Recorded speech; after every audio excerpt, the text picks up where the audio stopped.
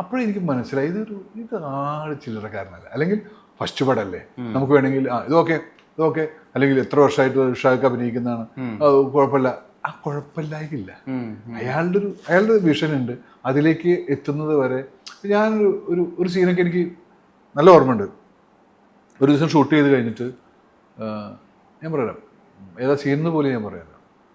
ആ പിള്ളേർക്ക് നാളെ മുതൽ നിങ്ങൾ തിരിഞ്ഞു പോകണം ഇല്ല എന്ന് പറയുന്ന സീൻ, അത് ഷൂട്ട് ചെയ്ത് കഴിഞ്ഞിട്ട് എഡിറ്റ് ചെയ്തിട്ട് പിറ്റേ ദിവസം നമ്മൾ അവിടെ തന്നെ ഷൂട്ട് ചെയ്യുന്നു.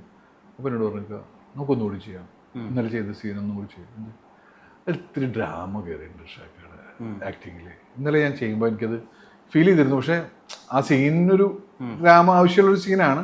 പക്ഷെ ഒന്നും കൂടി ഒരു ലെവൽ, ഒരു പൊടിക്കും കൂടി താഴ്ത്തി നമുക്ക് ചെയ്താലോ.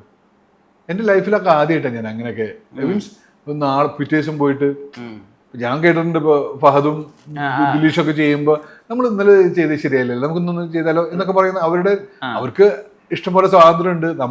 ഞാൻ പറയാം വൂൾഫ് എന്ന് പറയുന്ന സിനിമ 18 ദിവസം കൊണ്ടാണ് ഷൂട്ട് ചെയ്തത്. ഒരു റീടേക്ക് പോലും ഇല്ലാതെ അഭിനയിക്കേണ്ട അവസ്ഥയുണ്ടായത്. കാരണം അത്രേ ദിവസമുള്ളൂ, അത്രേ ബഡ്ജറ്റുള്ളൂ. ഒന്നും അതല്ല, നമുക്കൊരു കുറച്ച് ദിവസങ്ങൾ കൂടുതൽ ഉണ്ടെങ്കിൽ നമുക്ക് വേണമെങ്കിൽ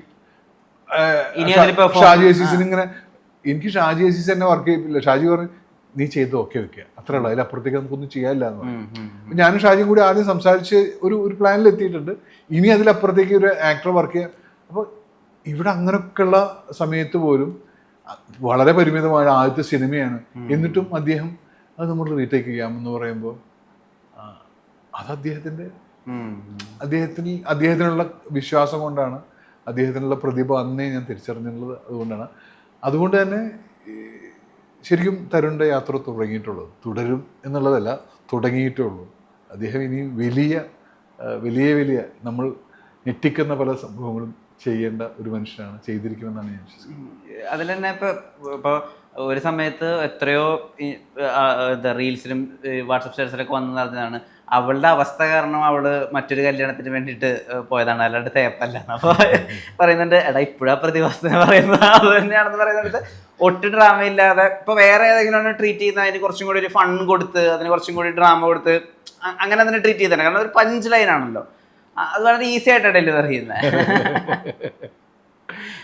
അതാണ് അയാൾക്ക് അങ്ങനെ ചെയ്താലും നമ്മൾ ഇപ്പോൾ പഴത്തൊലി ചവിട്ടി വീണാലും തമാശയാണ്, അല്ലാതെ വീണാലും ഇപ്പൊ ഇതിൽ തന്നെ ഒരു ഷോട്ടിനെ പറ്റി പറയുന്നില്ല, ലാലേട്ടൻ വീഴുന്നതിനെ പറ്റി.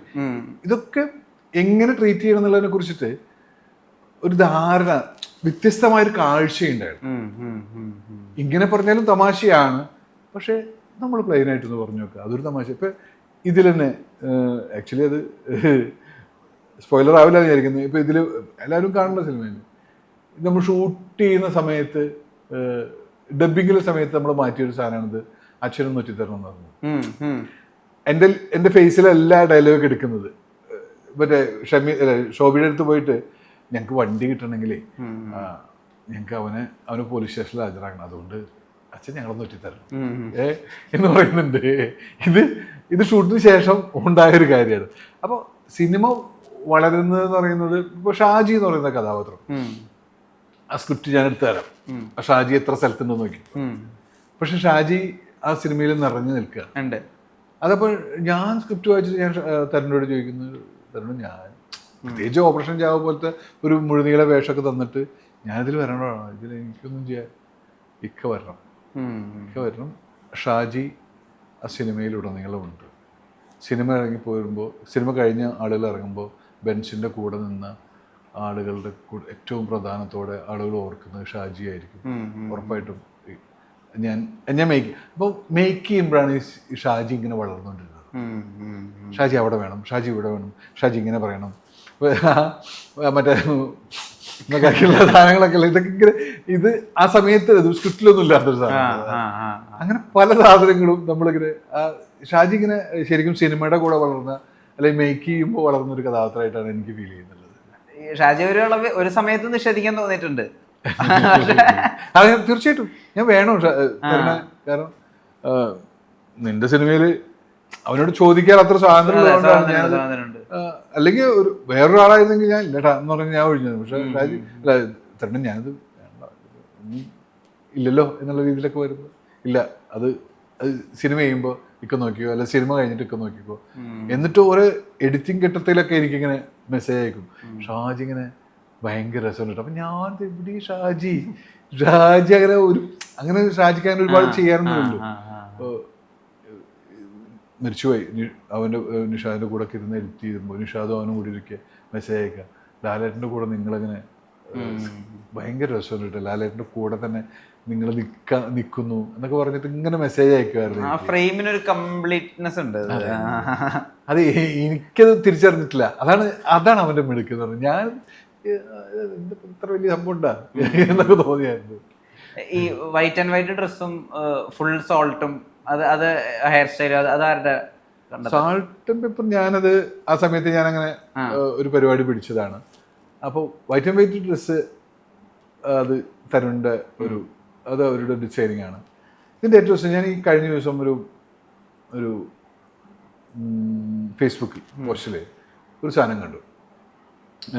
ലാലേട്ടൻ്റെ കൂടെയുള്ള കൂട്ടുകാരെല്ലാം ഫ്രഷായ ആളുകളായതുകൊണ്ട് ഭയങ്കര സിനിമയ്ക്ക് ഭയങ്കര ഫ്രഷ്നെസ് ഉണ്ടായിരുന്നു എന്ന് പറയുന്നിടത്ത് ഒരാൾ ഒരു കമൻറ്റ് ചെയ്തിട്ടുണ്ടായിരുന്നു. പക്ഷേ അതിൽ ഇർഷാദ് അലിക്ക് ഉണ്ടായിരുന്നു. ഇർഷാദ് അലിക്കയുടെ അതുപോലത്തെ ഒരാൾ എല്ലാ ടാക്സി സ്റ്റാൻഡിലും വെള്ളയിട്ട് ഒരു INDUC നേതാവ്. ഇത് ആക്ച്വലി എൻ്റെ അടുത്ത് തരുൺ പറഞ്ഞൊരു വാചകമാണ്. കാരണം ഇതുപോലൊരാൾ എല്ലാ സ്റ്റാൻഡിലുണ്ടാവും, ഒരു INDUC നേതാവ്. ഇത് നമ്മൾ സിനിമയിൽ എവിടെയും പറഞ്ഞിട്ടില്ല, അല്ലെങ്കിൽ ഒരു ഇൻ്റർവ്യൂവിലോ ഒന്നും പറഞ്ഞിട്ടില്ല.